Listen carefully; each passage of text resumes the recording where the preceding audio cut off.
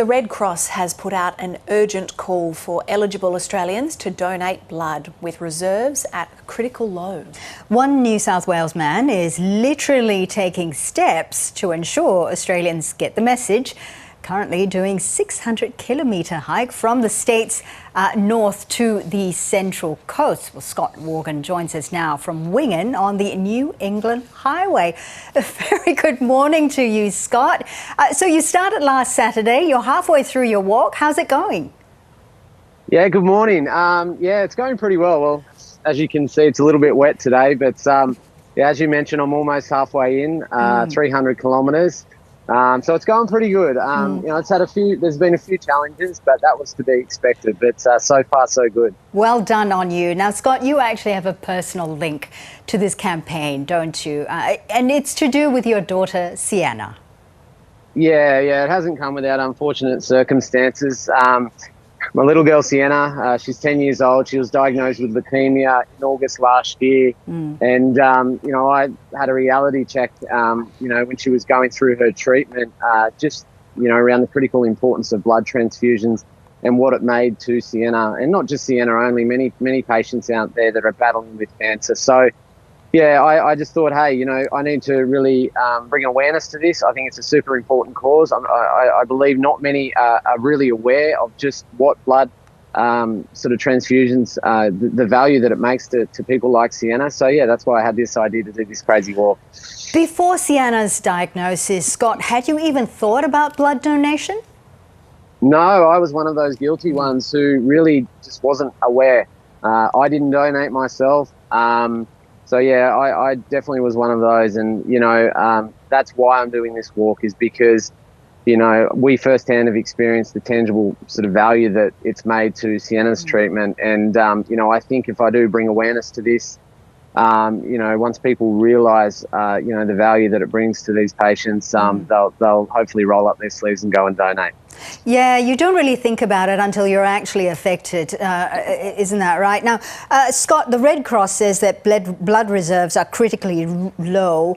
I read a very interesting piece of data that said that one blood donation can save up to 3 lives, but only 3% of eligible Australians donate blood on a regular basis. Why do you think that number is so low?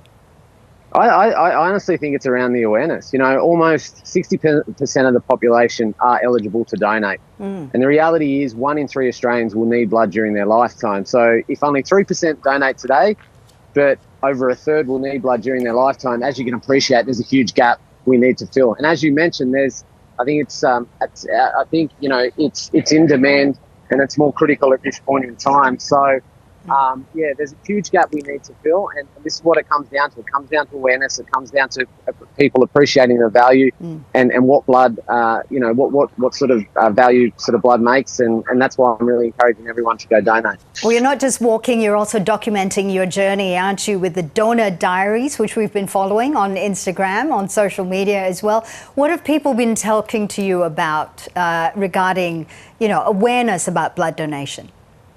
Yeah, so Donor Diaries was just an idea I had, whether I speak to someone, you know, on the receiving end, or a donor, you know, someone that donates. So, yeah, I just had this little idea, and I think it's really important because, you know, it just shares someone's experience. You know, I've spoken to people, their stories are just amazing, you know, just the battles that they've gone through and just the difference that blood donations have made to them. So, you know, Michael Klim was one of those. You guys may have seen that. He's a Lifeblood ambassador. You know, he's gone through some really tough challenges, and he relies on plasma, you know, on a continuous basis. So, yeah, it was just an idea that I had to really, as I said, bring awareness to this. All right, Scott, before we let you get back on the road, how is Sienna doing, and what does she think about your campaign? She's doing really well, thank you. You know, she's had a really, really tough 9 or 10 months, but she's now in, I guess, what we call maintenance stage, which means she'll continue to go through treatment, but it's not as invasive. She's at home, which is fantastic because she spent most of the first part of her treatment in hospital. So she's doing really well now, and she's yeah, I chat to her every day. You know, she's aware of what I'm doing. She's really aware of you know, the importance of it. So you know, it really it's great to check in with her and chat with her.